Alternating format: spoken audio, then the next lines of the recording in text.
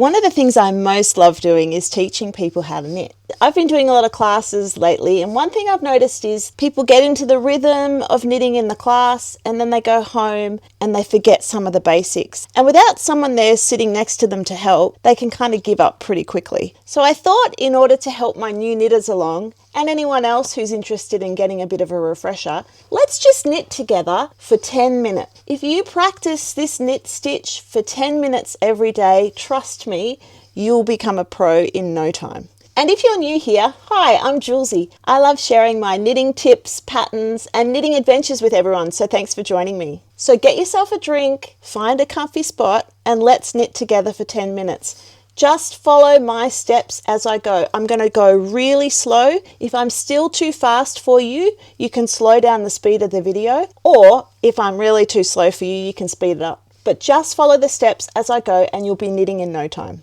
So let's get knitting, nice and slow.